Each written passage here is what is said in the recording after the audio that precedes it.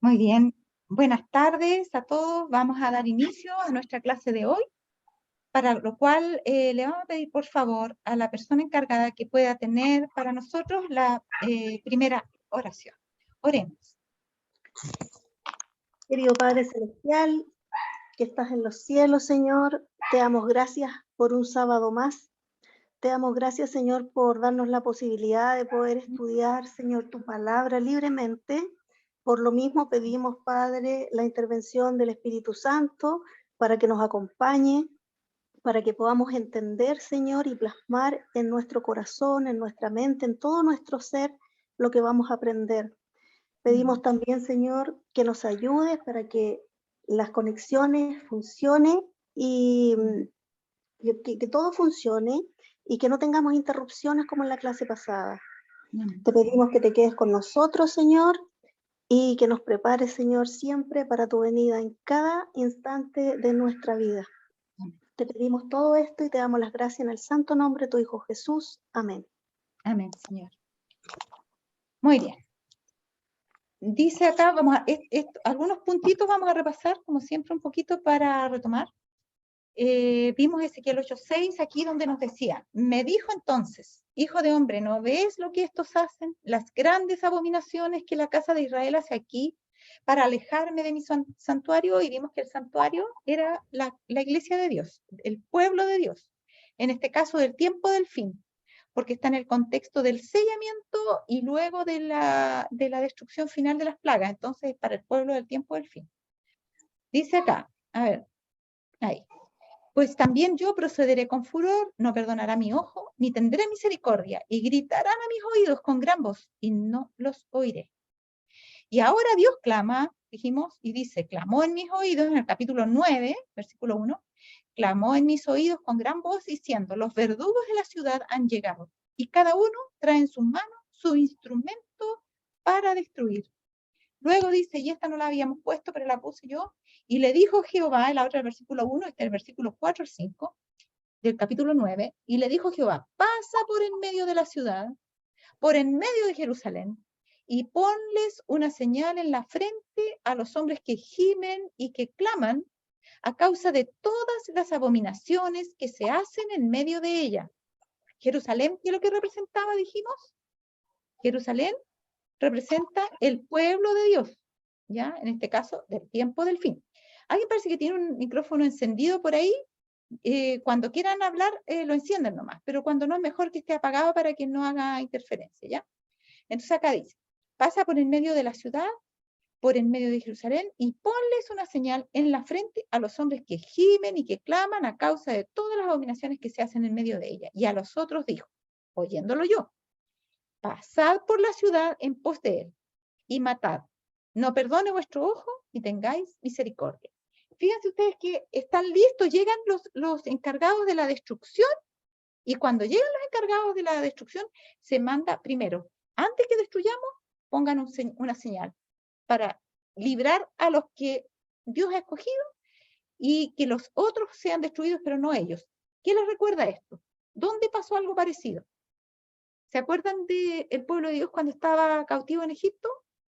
Y cuando Faraón no los quería dejar salir, y en la última plaga, el Señor le indica a Moisés y él le da las instrucciones al pueblo y les dice, ustedes van a comer la Pascua, que era la primera que iban a hacer ahí, van a matar un corderito y con la sangre de ese cordero van a pintar los dinteles de las puertas. Y cuando el ángel destructor pase, no va a matar a nadie que esté dentro de esas puertas. Incluso dice que algunos de los egipcios que ya habían aprendido a tener temor de Dios con las plagas anteriores, pidieron amparo a los israelitas y se salvaron llevando a ellos, a sus hijos, a sus primogénitos, porque iban a ser destruidos los primogénitos. Y los llevaron a las casas de los israelitas y así salvaron a sus hijos. Todos los que se metieron ahí en las casas donde estaba puesta la sangre en el dintel, fueron librados. Esa señal fue puesta para que el ángel destructor no matara a nadie de los que estaban en las casas. Pero a todos los demás que no eran de las casas, los destruyeron. ¿Se fijan? Entonces, ¿a quién se les pone esta señal? En este caso no va a ser una señal visible, ¿ya? Dijimos que esa señal era un afianzamiento en la verdad y que los seres inteligentes, los ángeles, podían distinguir quiénes eran de Dios y quiénes no. En nuestra vida, en nuestro comportamiento, en cómo nosotros, en nuestro carácter, ellos se dan cuenta quiénes son de Dios y quiénes no. Y esa señal es nuestra semejanza con el carácter de Cristo. Entonces, cuando ellos vean esto, y va a ser diferente en el caso de Egipto, porque en el caso de Egipto, todos los que se metieran en esa casa quedaban librados, o sea, los primogénitos que trajeran, aunque fueran egipcios, aunque no estuvieran convertidos completamente al Señor. Pero en este caso, esta señal es individual, absolutamente individual. Si un sellado está en una casa, solamente se va a salvar ese sellado. ¿Se fijan? Esa sería la diferencia. Entonces se les pone la marca y esos que estaban listos con sus armas de destrucción, entonces reciben la orden una vez que están todos sellados, y entonces dice a los otros, dijo, ¿a cuáles otros? A estos que estaban acá, a estos, los verdugos de la ciudad que habían llegado y que tenían en su mano cada uno su instrumento para destruir, en Ezequiel 9:1. Entonces a eso se les dice, ahora, oyéndolo yo, dice, pasar por la ciudad en pos de él, en pos del que iba sellando. O sea, va sellando y los otros vienen detrás de él. ¿Para qué? Para matar. Matad, le dice, no perdone vuestro ojo ni tengáis misericordia. ¿Ya? Escuché una disertación en el simposio de profecía que tenía algunas cosas que me llamaron la atención porque no se ajustaban a la palabra de Dios. Faltó un poquito de estudio, parece, por ahí en algunas partes. Decía, por ejemplo, que las plagas eran una expresión de la misericordia de Dios. Las plagas son los juicios de Dios sin misericordia. Y aquí mismo está, ni tengáis misericordia. Y volvió a decir después en un minuto que era una expresión del amor de Dios. No, cuando Dios está enojado, está enojado. ¿Ya? Salmo 51 habla de los aborrezco con perfecto odio, está hablando de sus enemigos. ¿Ya? Y el Señor, cuando se enoja. No tiene él confusión de sentimientos como podamos tener nosotros. O él está enojado o él está complacido. Y hay una tremenda diferencia. O hay misericordia o hay un implacable castigo. Y lo que va a haber es un implacable castigo. Y aunque griten a mis oídos, decía, no oiré. ¿Se fijan? Ahora, esto yo les dije Ezequiel 8, es Ezequiel 9, que es el paralelo de Apocalipsis 7. ¿Se fijan? Porque en Apocalipsis 7, ¿qué es lo que dice? Que ahí se van a soltar los vientos, que son los vientos de destrucción, y entonces Dios da la orden. No, que no sople viento alguno sobre nadie, ¿no es cierto? Hasta que no hayan sido sellados los hijos de Dios en sus frentes. Por eso que en realidad hay que tomar parte del capítulo 8 y el capítulo 9 de Ezequiel para entender Apocalipsis 7. ¿Ya? Porque en el capítulo 8 se muestra la razón por la cual debe haber una señal, un sello. Y por qué razón se va a destruir a unos y no a otros. Y la explicación del tiempo que se necesita para poner esta señal, que detiene todavía los vientos, está en el capítulo 7 de Apocalipsis. Que no sople ningún viento hasta que los siervos de Dios sean sellados en su frente. Entonces, ahí estaba de que llegan los hombres para destruir, pero antes que destruyan, dice, pon primero una señal. ¿Se fijan? Y eso está al comienzo del capítulo 9, esa señal, y luego después viene la destrucción y la orden de matar, ¿ya? ¿Por qué? Debido a las abominaciones que estaban en el capítulo 8, ¿ya? Es el paralelo, que yo les decía, hay un paralelo entre Ezequiel 8 y 9 y Apocalipsis 7, ¿ya? Ahora, en el tiempo en que su ira se manifieste con castigos, ¿ya? La ira de Dios, estos humildes y consagrados discípulos de Cristo se distinguirán del resto del mundo por la angustia de su alma, expresada en lamentaciones y lloros y reproches y amonestaciones. Nuevamente, miren, 4 cosas importantes. ¿Por qué tienen angustia en su alma? ¿De qué manera expresan esta angustia? Los humildes y consagrados discípulos de Cristo la expresan por medio de lamentaciones. Ellos lamentan estas abominaciones. Ellos lloran a causa de estas abominaciones. Puede que no sea un llanto literal, pero es como que el alma llora. No sé cómo decirlo, es como impotencia. Hay reproches. Entonces uno le habla a las personas, le dice, estás mal, eso no puede ser, mira lo que dice la palabra de Dios, mira lo que estás haciendo. Y también hay amonestaciones, por favor, vuélvete de tu mal camino, mira, ten cuidado, yo quiero estar contigo en el cielo, ¿se fijan?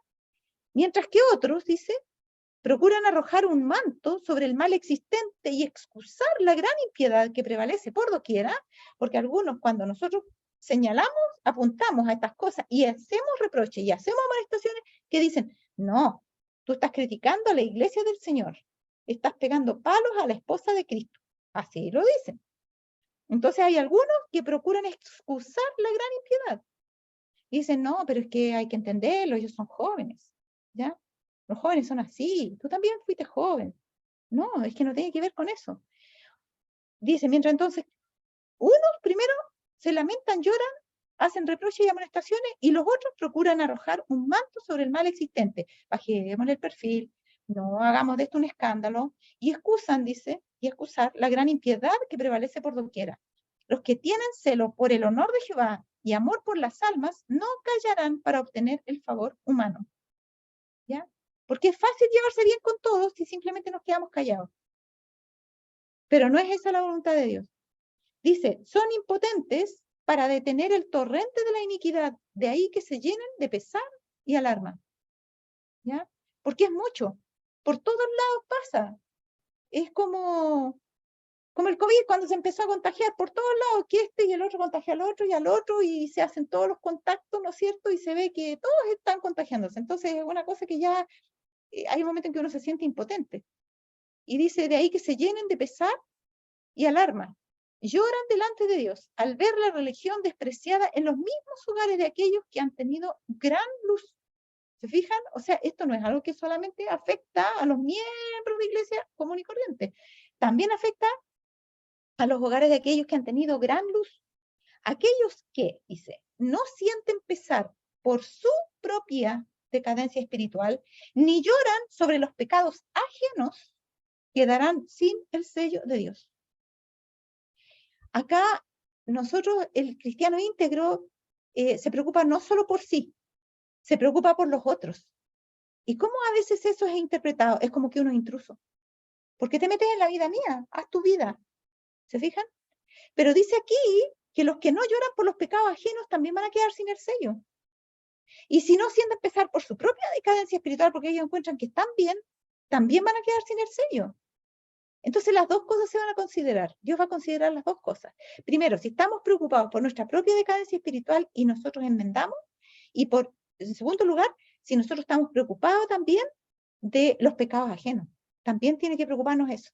El Señor dice, ordena a los hombres que tienen las armas de matanza en la mano, pasad por la ciudad en pos de él y herid. No perdone vuestro ojo, ni tengáis misericordia. Matad viejos, mozos y vírgenes, niños y mujeres, hasta que no quede ninguno. Mas a todo aquel sobre el cual hubiere señal, no llegaréis. Comenzaron, pues, desde los varones ancianos que estaban delante del templo. ¿Se fijan? Entonces, la idea aquí es, no se perdona a nadie. Nadie. Todos van a ser considerados. Y cualquiera que no tenga la marca va a tener que ser destruido, ¿ya? Y esa marca es el carácter de Cristo, que está impreso en nuestras vidas por una purificación previa que se ha hecho para poder asemejar la imagen de Cristo nosotros, y se hace con el poder. La única ayuda suficiente es el poder del Espíritu Santo para que lo podamos hacer.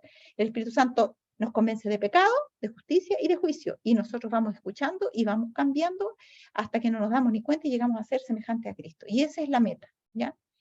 Entonces, fíjense, dice, a todo aquel sobre el cual hubiere señal, no llegaréis, y habéis de comenzar, ¿dónde dice? Desde mi santuario. Comenzaron, pues, desde los varones ancianos que estaban delante del templo. ¿Quiénes simbolizan esos varones ancianos? Simbolizan los que están delante de la congregación, los dirigentes.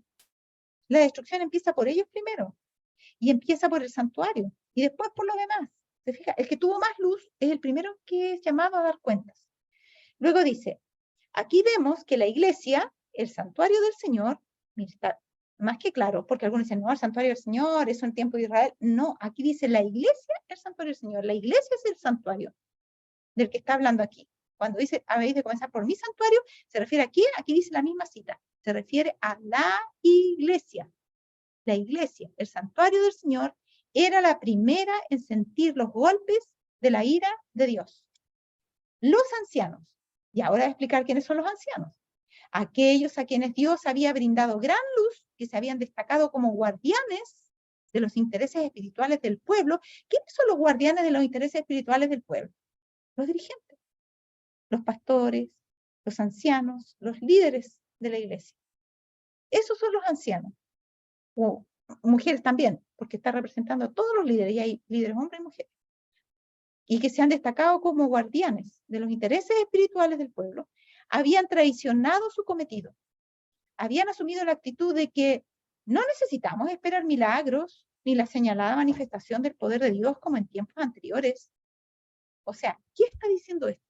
Que va a haber un momento cuando los que son temerosos de Dios van a estar pidiendo el poder de Dios para poder terminar la obra. Y necesitan que el poder de Dios sea dado plenamente para realizar milagros y para poder expandir el mensaje con el poder de Dios. Es la única forma posible en que se pueda expandir a todo el mundo en una generación. No hay otra forma. Entonces, cuando los hijos de Dios comienzan a decir eso, que necesitamos la lluvia tardía para poder terminar la predicación, que necesitamos esos milagros como en tiempo de los apóstoles, ¿ya? ¿Qué van a decir esto? No, no necesitamos esperar milagros, no una manifestación así especial del poder de Dios, no. Como ocurrió en la Pentecostés, no. Sí, eso ocurrió en Pentecostés, pero ahora va a ser diferente, dicen ellos. Ellos quieren hacer estrategias humanas para terminar la obra. No están pensando que sin este poder no se puede terminar la obra. ¿Y qué excusa dan? Y la verdadera razón por la cual no pueden obtener ese poder es porque están destituidos del Espíritu Santo. ¿Ya? Y lo dice también las citas de Isaías 58, del Espíritu de Profecía. Están destituidos del Espíritu Santo, lo dice así, tal cual, literal, lo estoy citando. Dice, los tiempos, dicen ellos, han cambiado. Estas palabras fortalecen su incredulidad y dicen, el Señor no hará bien ni mal. Es demasiado misericordioso para castigar a su pueblo. ¿Han escuchado hablar de hermanos que no creen que Dios va a castigar porque dice que Dios es demasiado misericordioso para castigar? Que es Satanás el que hace los castigos, pero Dios no. Miren, Dios le permite a Satanás los castigos cuando hay tiempo de gracia, pero cuando el tiempo de gracia se acabe, Dios en persona va a ser el que va a mandar a sus ángeles a castigar. ¿No dice ahí acaso que vienen con instrumentos para destruir? ¿Quiénes son los que vienen con instrumentos para destruir? ¿Los ángeles de Satanás o los ángeles de Dios? Son los ángeles de Dios. Por lo tanto, los que van a hacer este castigo vienen de parte de Dios a hacerlo personalmente y no es Satanás y sus ángeles, son los ángeles de Dios, ¿ya? Pero en el tiempo de angustia previo, ahí sí se le permite a Satanás. Y ahora, las cosas que están pasando en este mundo, las catástrofes grandes que hay, que son juicios de Dios, son hechos gracias a que Dios le permite a Satanás hacer esas cosas. Cuando no hay, como dice la palabra de Dios, no encontré hombre que se interpusiese entre mí y el pueblo para que no lo destruyese. Cuando no hay nadie que merezca, digamos, que ser escuchado en sus oraciones para que no haya destrucción, para que haya tiempo de gracia, para que haya misericordia, cuando no hay nadie, Dios no tiene otra cosa que autorizarle a Satanás y él viene y destruye por montones la gente. Han habido en estos días muertes masivas, 130 personas en un lado, ¿para qué decir la guerra en Ucrania? ¿Cuántos han muerto de los mismos rusos? Por montones. Esos juicios son ejecutados por los ángeles de Satanás, pero los juicios finales de Dios, los que van a ocurrir aquí en las plagas, son ejecutados por los ángeles de Dios. Y vimos que esos ángeles, lo vimos en la cita de testimonios para los ministros hace un tiempo atrás, cuando terminaban de derramar las copas de la ira de Dios, volvían, dice, con las copas vacías y las ponían a los pies del Señor. ¿Ya? Como diciendo, está hecho, hicimos tu voluntad. Ahora dice, los tiempos han cambiado, dicen estos otros. Estas palabras fortalecen su incredulidad y dicen, el Señor no hará bien ni mal. Es demasiado misericordioso para castigar a su pueblo. Así el clamor de paz y seguridad es dado por hombres que no volverán a elevar la voz como trompeta. ¿Ya? Entonces, ¿a qué se le dice o se le llama elevar la voz como trompeta? Cuando nosotros hablamos fuerte. El mensaje del tercer ángel es en alta voz. Cuando nosotros hablamos fuerte y claro. Cuando llamamos el pecado por el nombre que le corresponde. Y cuando no tememos, como decía en la diapositiva anterior, nos estamos tratando de quedar bien con la gente. Estamos tratando de llevarlas al arrepentimiento, de hacerlas despertar. Y para eso hay que gritar fuerte, porque usted, cuando alguien es de sueño pesado, porque la iglesia está con un sueño pesado terrible, usted le dice, oye, despiértate. No, usted le dice, ¡ey, despiértate! Y hay algunos más exagerados que le tiran agua, pero no, venga a ser el extremo. Pero miren, acá hay unos que tenían que elevar la voz como trompeta. Pero en vez de eso, el clamor es de paz y seguridad. Y esos que no elevan la voz como trompeta para mostrar al pueblo de Dios sus transgresiones y a la casa de Jacob sus pecados, ¿a qué se está refiriendo? ¿Qué texto bíblico está citando? Está citando Isaías 58:1. ¿Ya? Lo leemos. Aquí justo, miren. Clama a voz en cuello. No te detengas. Alza tu voz como trompeta y anuncia a mi pueblo su rebelión y a la casa de Jacob su pecado. Y dice acá que el clamor de paz y seguridad es dado por los hombres que no volverán a elevar la voz como trompeta para mostrar al pueblo de Dios sus transgresiones y a la casa de Jacob sus pecados. Está parafraseando Isaías 58:1. Estos perros mudos que no querían ladrar son los que sienten la justa venganza de un Dios ofendido. Hombres, jóvenes y niñitos, todos perecen juntos. ¿Dónde está eso? Segunda de Joya de los Testimonios, página 65. ¿A quiénes se les llama perros mudos? A los que no quieren ladrar. ¿Quiénes son los perros mudos que no quieren ladrar? Los que siguen dando el clamor de paz y seguridad cuando Dios está, como decía acá, está ofendido. ¿A dónde que decía? Bueno, no, más atrás. Hablaba de que era un Dios que estaba ofendido y necesitaba que nosotros dijéramos las cosas, pero en vez de decirlas, el clamor era de paz y seguridad. No, si Dios no va a hacer nada. No seamos así, Dios es un Dios de amor. Él nos espera, Él nos entiende, Él nos perdona. Entonces, esto se les llama a los que siguen con ese discursito cuando las cosas están en un estado grave y que no quieren ladrar. Se les llama perros mudos. Sienten la justa venganza de un Dios ofendido. ¿Por qué está ofendido? Aquí mismo decía. ¿Por qué está ofendido Dios? Porque pasaron por alto sus advertencias, su pedido, su palabra. Y entonces todos perecen juntos. El tiempo del sellamiento, dice acá, es muy corto y pronto terminará. Ahora, mientras los 4 ángeles están reteniendo los 4 vientos, es el momento en que debemos asegurar nuestra vocación y elección. Ya lo habíamos explicado en la clase anterior, no lo vamos a volver a explicar. Luego decía, antes que sea completamente terminada la obra y finalice el sellamiento del pueblo de Dios, recibiremos, ¿qué cosa? El derramamiento del Espíritu Santo de Dios. Entonces, los que preguntan, hermanas, ¿cuándo va a descender el Espíritu Santo? ¿Cuándo Dios lo va a dar? Lo va a derramar antes de que sea completamente terminada la obra. O sea, la obra va a estar siendo terminada, pero no habrá finalizado completamente. Y antes que finalice el sellamiento se va a estar realizando en el pueblo de Dios. Dijimos que el sellamiento colectivo se detuvo. ¿Cuándo? En 1897 decía la cita que vimos en la clase pasada. Y luego, ahora va otra vez a comenzar en algún momento el sellamiento colectivo de los vivos, como empezó en ese tiempo, con lo que le acompañaba, que eran las leyes dominicales, había hermanos presos por esa causa, y eso se va a volver a repetir. Y cuando ustedes vean que eso está pasando es porque está empezando el sellamiento de los vivos. Y antes que se termine completamente ese sellamiento, recibiremos el derramamiento del Espíritu Santo de Dios. Y va a ser en medio de persecuciones y martirios. Acá dice, se me mostró el peligro que corremos como pueblo de llegar a asemejarnos al mundo más bien que a la imagen de Cristo. Hay un peligro. ¿A quién nos parecemos más? ¿Al mundo o a Cristo? Estamos ahora en los mismos umbrales del mundo eterno. Satanás asaltará de toda manera posible. Inducirá a tantos como pueda. ¿A qué? A identificarse en espíritu con el mundo y a imitar sus costumbres. Hermanos, hasta la forma en que dirigimos los cultos, a veces estamos imitando al mundo. Se paran adelante, imitan el mismo esquema que en el Festival de Viña. Hola, ¿cómo estás tú? ¿Cómo has llegado? ¿Cómo te sientes? Sí, bien, ¿y tú? ¿Cómo te encuentras? Mira, qué bueno, que sé, y empiezan los presentadores a dialogar entre sí, qué sé yo. Bueno, ¿y qué vamos a hacer ahora? Vamos a hablarle a nuestra gente. ¿Cómo estamos, gente? ¿Estamos contentos? De ya. Entonces, no los veo contentos. Se hace lo mismo en la iglesia, ¿ya? Entonces, y ese es solo un ejemplo, ¿ya? Un solo ejemplo, ¿ya? Dice que Satanás va a saltar de toda manera posible, inducirá a tantos como pueda a identificarse en espíritu con el mundo y a imitar sus costumbres, ¿ya? Me sentí alarmada al ver que el espíritu del mundo estaba dominando los corazones y las mentes de muchos que hacen alta profesión de la verdad, ¿ya? Así es que, dice luego, no cultivan la verdadera piedad, no cultivan la verdadera piedad ni la estricta integridad. Dos cosas.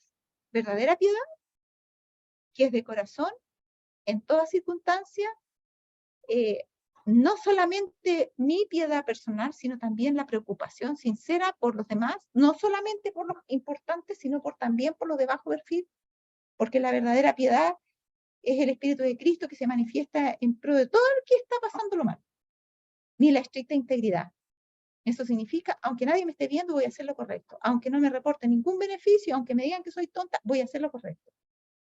Al considerar el poco tiempo que nos queda, debiéramos, en ningún caso, dice, estoy saltándome partes aquí porque si no me va a salir muy largo esto, en ningún caso dejarnos distraer de la solemne obra de preparación, ¿ya? Porque el tiempo es poco, dice, el que nos queda, y en ningún caso debemos dejarnos distraer. Muchos se han vuelto descuidados e indiferentes en sus palabras y acciones, ¿ya? Dicen cualquier cosa, hasta los dichos del mundo de repente se mueren de la risa con cosas que dicen, imitan. No tienen cuidado que sus palabras, dice que por tu palabra serás justificado y por tu palabra serás condenado. Tenemos que velar sobre nuestras palabras. Algunos hasta garabatos dicen y creen que es chistoso, ¿ya? Y también tenemos que tener cuidado sobre nuestras acciones, en todo momento. Dice, no comprenden su peligro y no ven ni entienden la misericordia de nuestro Dios al prolongar el tiempo de gracia a fin de ¿qué? ¿Qué cosa? A fin de que tengan oportunidad de adquirir un carácter digno de la vida futura e inmortal. ¿Para qué se nos da más tiempo entonces? Para que podamos adquirir un carácter digno. ¿De qué? De nuestra vida futura e inmortal. O sea, nosotros aquí tenemos que tener un carácter que podamos llevar al cielo. Igual como nos comportamos aquí, debiéramos comportarnos en el cielo. Entonces, hermano, si usted aquí anda haciendo cosas medio extrañas, parecidas a la del mundo, si se va a comportar en el cielo, no lo van a dejar entrar allá. Por eso es que Dios nos da tiempo, para que aprendamos a ser como los ángeles, para que nos relacionemos con ellos. Cada momento es del más alto valor. Se les concede tiempo para que lo empleen en la obra de vencer todo defecto de su carácter. ¿Está claro? Todo lo puse bien resaltado, porque no es algunos defectos los que alcances a hacer y lo otro Dios lo arregla. Lo otro se arregla en el camino. No. Tenemos, porque para eso se nos da tiempo, tenemos que emplear ese tiempo en la obra de vencer todo defecto de nuestro carácter. No debe quedar ni un solo defecto, ni mancha, ni arruga, ni cosa semejante. Todo defecto debe ser vencido. Pero es que, hermana, yo eso, es por herencia, yo lo traigo en mis genes. No importa, Dios tiene poder para vencer lo que traes en tus genes. Si tú quieres ir algún día al cielo, el Señor tiene que hacer esa obra en ti. Y dice, además de eso, de vencer todo defecto de carácter, también tenemos que, dice que emplear ese tiempo en ayudar a otros. Por su ejemplo, dice, y esfuerzo personal, a ver qué cosa, la belleza de la santidad. O sea, que puedan ver qué lindo que es la santidad, que la puedan ver en mí. A otros, nosotros les ayudamos cuando les mostramos, les ejemplificamos la santidad. ¿No nos ayudó Cristo así acaso? ¿No es su vida un motivo de inspiración para la nuestra? Nosotros lo vimos, no solamente escuchamos lo que quería, lo vimos haciéndolo. Y lo vimos haciéndolo hasta la muerte. Ese es nuestro ejemplo. Nosotros debemos ser también así una ilustración de lo que el cielo quiere hacer en ellos. que lo haga en mi vida primero, para que los demás puedan tener ese ejemplo y se puedan inspirar en mi ejemplo, que puedan ver la belleza de la santidad que es la consagración plena a Dios.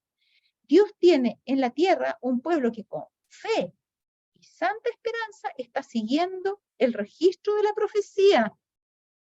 Ojo, acuérdense que Rick Warren decía que un escritor protestante bien famoso, hasta sus libros anduvieron dando vuelta por nuestras librerías, y él decía, no es necesario que estemos tanto estudiando la profecía, mejor hablemos de Cristo, o sea, no, estamos perdiendo el tiempo, la profecía no tiene ninguna importancia en este minuto.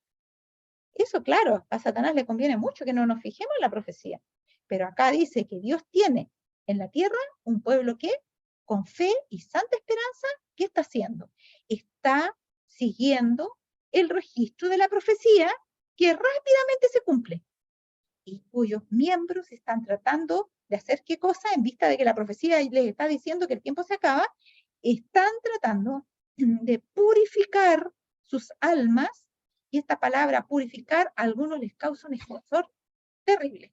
Hay hermanos que no soportan el pensamiento de que nosotros hablemos de la purificación, porque nos encuentran poco menos que monjes de algún lugar y ellos piensan que eso no es posible, que Dios nos comprende y no nos va a exigir nunca tanto. Él sabe que somos pecadores y Él nos va a recibir así, después nos va a transformar. Todo es falsa teología eso. Acá dice clarito, cuyos miembros están tratando de purificar sus almas. ¿Cómo se hace esa purificación? Obedeciendo a la verdad a fin de no ser hallados sin manto de boda cuando Cristo aparezca. ¿Dónde se fabrican los mantos de boda? Ah, Dios me los va a dar cuando venga. No, los mantos de boda se fabrican aquí. Y significa que nosotros hemos emulado el carácter de Cristo, su justicia, que nos cubre como un manto. Esos son los mantos de boda. Y eso quiere decir que somos dignos de formar parte de sus miembros, su carne y su hueso y tener la boda con Cristo. Entonces, retomamos. Estos miembros que siguen la profecía están tratando de purificar sus almas, obedeciendo a la verdad a fin de no ser hallados sin manto de boda cuando Cristo aparezca. ¿Ya?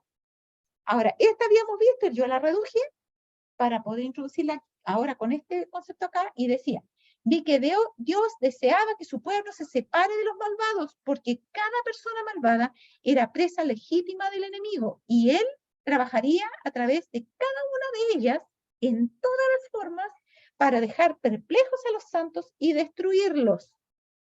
Entonces, cuando nosotros hablamos de amar a las personas que no son cristianas, que no conocen a Dios, eso no significa, y lo explicamos hasta el cansancio, no equivale a que nosotros vamos a hacer un mugre con ellos, que nos vamos a andar juntando para todas las cosas y vamos a hacer las mismas cosas juntos porque nos vamos a contaminar.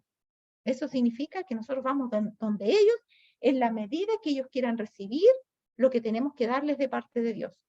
Que podemos tratarlos con amor, con consideración, con misericordia, pero que no podemos alegrarnos con lo que se alegran, ni podemos entristecernos con los que se entristecen, porque ellos todavía no tienen en su corazón a Dios, se alegran con las cosas malas y se entristecen con las cosas buenas. Entonces nosotros no podemos compatibilizar. Y entonces por eso dice que Dios quiere que nosotros nos separemos. Dice, Él trabajaría, dice, a través de ellas en todas las formas para dejar perplejos a los santos y destruirlos.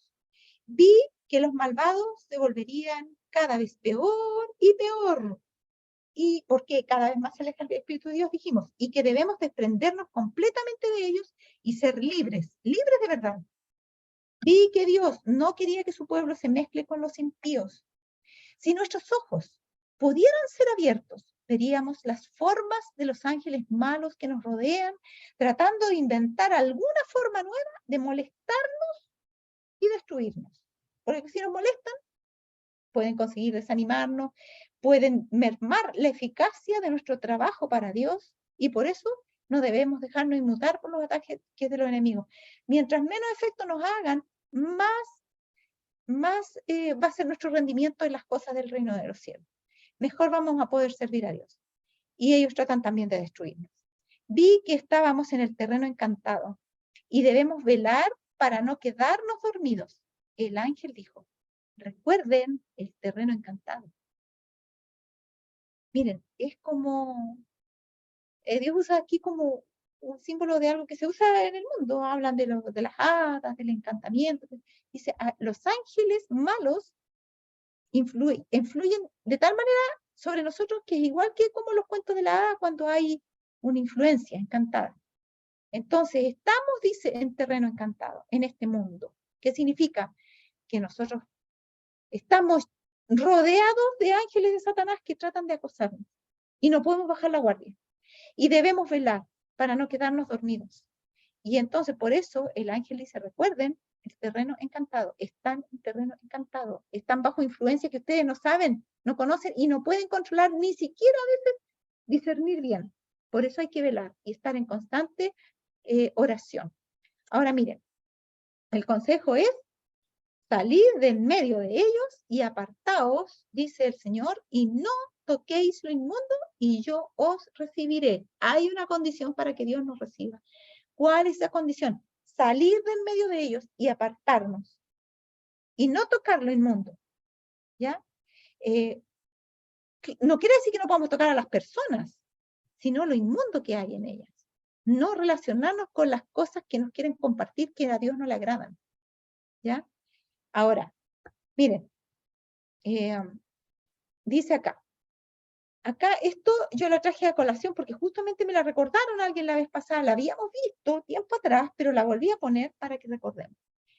Porque algunos piensan que la gente del mundo es una cosa, pero la gente, dicen ellos, cristiana, que es de otras religiones, con esa nos podemos relacionar, porque igual ellos temen a Dios. Si realmente temieran tanto a Dios, ya Dios se les habría podido dar a conocer. Pero es porque ellos cierran sus ojos para no ver y cierran sus oídos para no oír, que a veces años estudiando la Biblia y no quieren reconocer las cosas que están en la Biblia. Hay algunos que han sido sinceramente engañados. Debemos ir a donde ellos para poder hablarles de Dios y mostrarles la verdad. Pero aquí habla de gente que está en esas iglesias y que no es consagrada como nosotros pensamos. Y esto pasó en 1843 y 1844 con el mensaje del primero y segundo ángel y sigue repitiéndose, ¿ya? Así que no debemos bajar la guardia. Dice, entonces me di vuelta para mirar al grupo que seguía postrado delante del primer trono. ¿A qué se está refiriendo? Al trono que estaba en el lugar santo en la visión que a ella se le dio. Había gente ahí postrada, habían 3 grupos, uno de indiferentes, otros de los que eludían la luz y los otros que seguían a Cristo por medio de la fe y que cuando Cristo salió del lugar santo, lo siguieron con sus ojos al lugar santísimo a ver la obra que tenía que hacer allá. ¿Y qué pasó cuando Cristo salió y abandonó el lugar santo?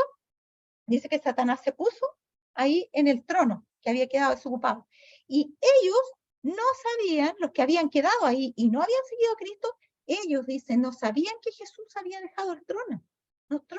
No sabían que había pasado el Santísimo, no tenían idea de eso, porque rechazaron el mensaje de la segunda venida y no quisieron estudiar más para saber qué significaría lo de las 2300 tardes y mañanas que el santuario sería purificado. Y no pudieron descubrir a qué se refería eso, no supieron que Cristo había pasado al lugar santísimo, no supieron que había comenzado el tiempo del fin y que esa era la última etapa de la revisión de los casos para que Cristo pudiera venir, y por lo tanto ellos se quedaron donde estaba el primer trono. Satanás, que no pierde oportunidad, vino y se puso allí, en ese lugar desocupado que Cristo había dejado, y dice aquí, Satanás parecía estar junto al trono tratando de llevar adelante la obra de Dios. Lógicamente, que si está delante del trono, simulando que lleva adelante la obra de Dios, los que están postrados ahí tienen interés en la obra de Dios, pero es un interés con el corazón dividido, porque cuando Dios abandonó ese lugar no lo quisieron seguir. Solamente siguen a Dios cuando está de acuerdo con sus opiniones, ideas y gustos. Y eso no estaba de acuerdo con sus opiniones, ideas y gustos, y por lo tanto prefirieron quedarse cómodamente en ese lugar que Dios había abandonado. Y Satanás ahora parece que está tratando de llevar adelante la obra de Dios. Soplaba sobre ellos una influencia impía. El objetivo de Satanás era mantenerlos engañados, ¿ya? Y hacer retroceder y engañar a los hijos de Dios. ¿De dónde los iba a hacer retroceder? Del lugar santísimo, porque los hijos de Dios habían seguido a Jesús al lugar santísimo y allá estaban. Y Jesús, ¿qué estaba mostrando en el lugar santísimo? El arca, que había en el arca la ley de Dios. Una de las primeras cosas que ellos entendieron luego del chasco fue de que el sábado había sido invalidado por el hombre, pero no por Dios, y pudieron ver allí los símbolos, los emblemas que debían comprender bien para la última etapa del tiempo del fin, y para el juicio que se iba a realizar en ese lugar. Entonces el objetivo de Satanás era mantenerlos engañados a los que estaban acá en el lugar santo, pero no solo eso, sino que hacer retroceder y engañar a los hijos de Dios que habían pasado al Santísimo. Y miren qué terrible, esto es lo dramático. Vi que uno tras otro abandonaba al grupo que oraba a Jesús en el Santísimo e iban y se unían. ¿A quién? A los que estaban delante del primer trono en el lugar santo, allá donde estaba Satanás. E inmediatamente recibían la influencia impía de Satanás.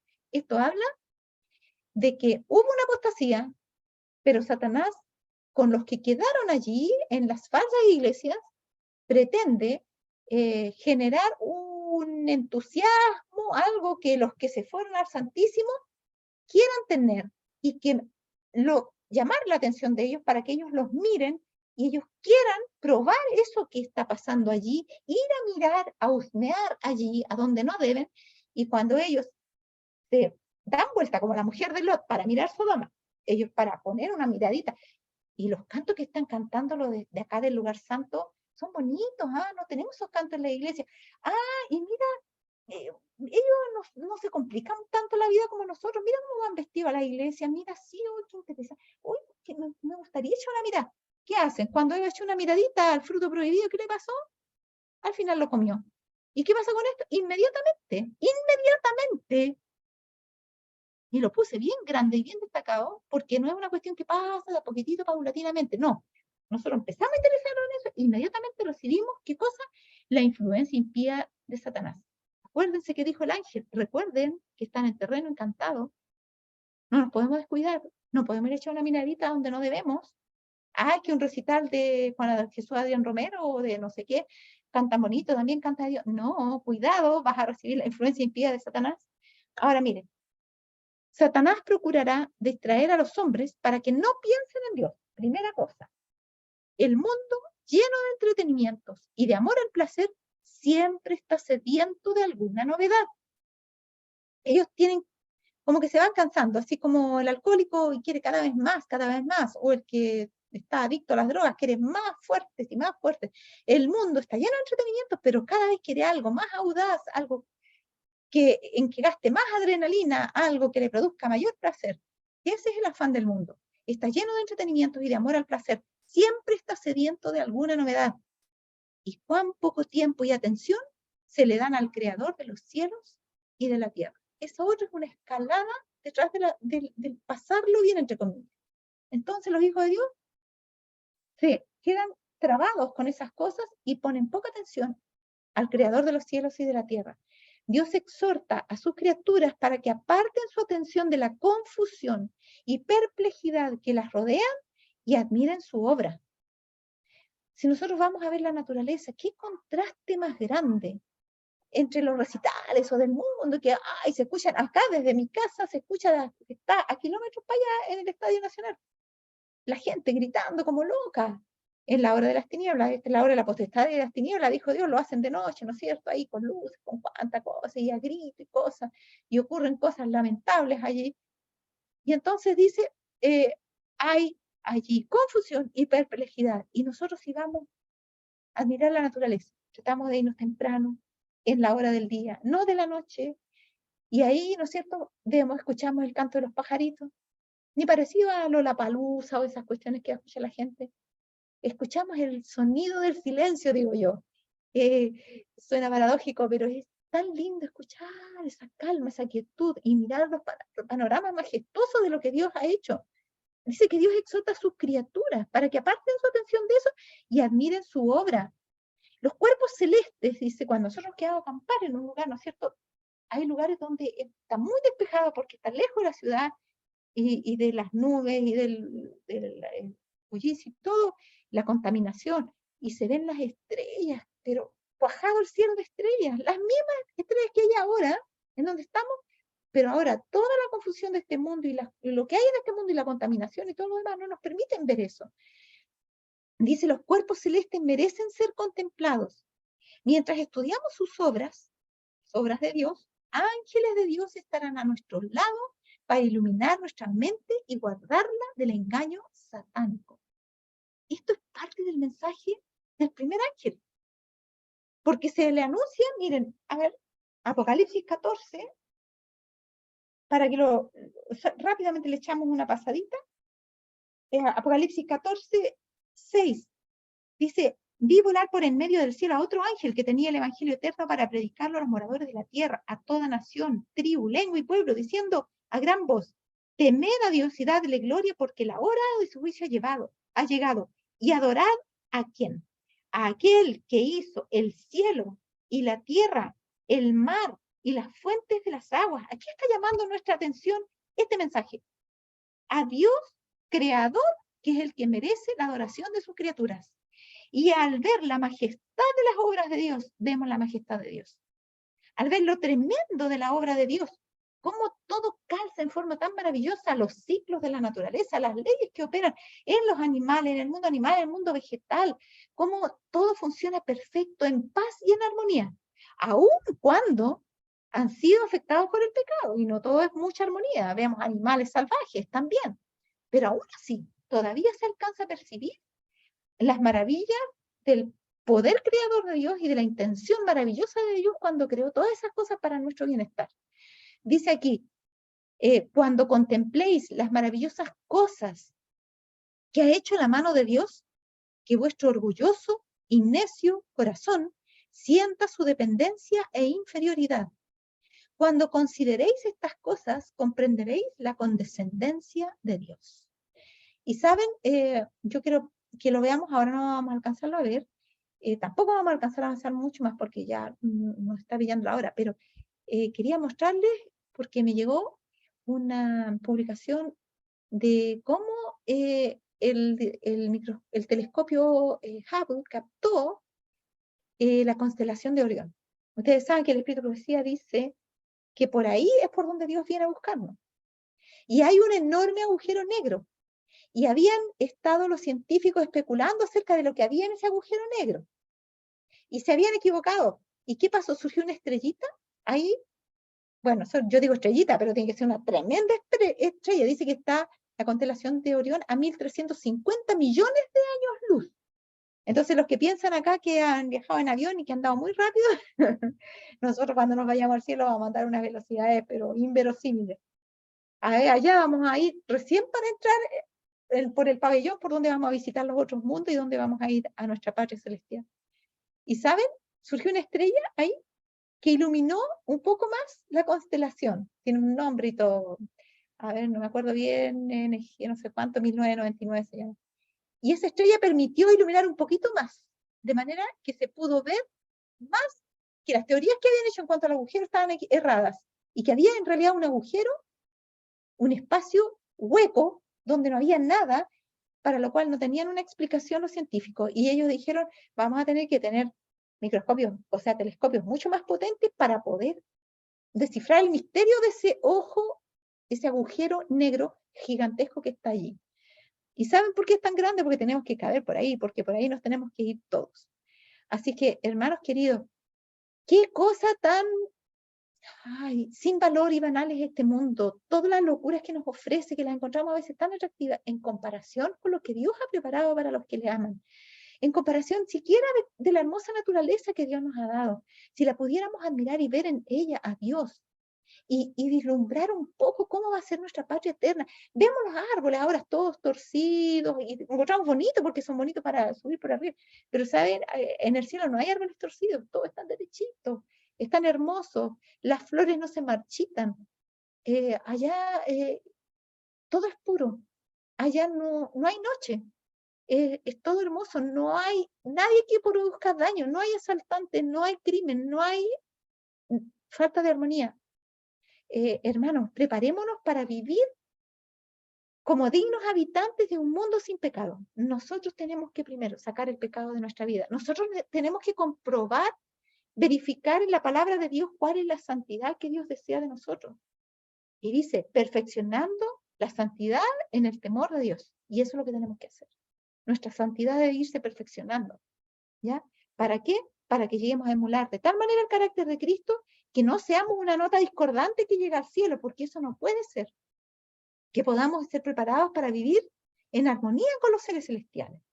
Entonces, hermano querido, yo diría que con este pensamiento quiero que quedemos ahora y podamos comprender que si queremos vivir en el cielo, tenemos que primero vivirlo aquí, en esta tierra. Vivir aquí como habitantes del cielo para poder llegar allá y ser recibidos ampliamente. Y Apocalipsis, voy a terminar con eso, 22, termina diciendo lo siguiente, ¿ya? Hay algunas versiones que están cambiadas un poquito, pero dice, a ver,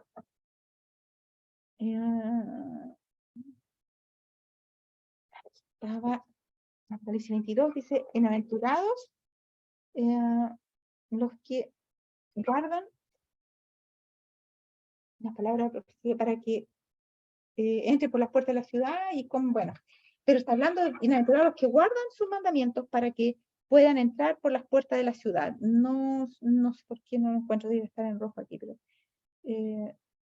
mire, acá está, es el 14, 22, 14. Bienaventurado, algunas versiones de la Biblia dice los que lavan sus ropas para tener derecho al árbol de la vida y para entrar por las puertas de la ciudad. Pero la versión que la hermana White cita dice, bienaventurados los que guardan sus mandamientos para tener derecho al árbol de la vida y para entrar por las puertas de la ciudad. ¿Se fijan cómo se distorsionó el texto bíblico? En vez de decir, los que guardan sus mandamientos, pusieron los que lavan sus ropas para tener derecho al árbol de la vida y para tener derecho al árbol de la vida y para entrar por las puertas de la ciudad. Dios quiera que nosotros seamos de los que guardan sus mandamientos, porque eso es lo único que nos va a dar entrada a la ciudad. Ay, hermana, pero eso es salvación por obra. No, esa es salvación por las obras de Dios en nuestra vida. La obediencia es resultado de una obra que Dios hace en nuestra vida, cuando nosotros le permitimos hacerlo. Cuando somos obedientes por fe. No porque digamos, sí, yo creo que soy capaz. No, porque nosotros decimos, mira, yo no puedo, pero Dios es capaz de hacerlo en mí. Y así nosotros vamos a guardar los mandamientos y vamos a poder entrar por las puertas de la ciudad. Que Dios les bendiga. El próximo sábado ya deberíamos estar cerrando esta parte y podríamos ya ir empezando a hacer lo último de este tema, que son las plagas mismas, la ascensión al cielo, lo que va a ser la venida de Cristo, porque hay que analizar la venida de Cristo. Lo que es Armagedón, tenemos que verlo bien.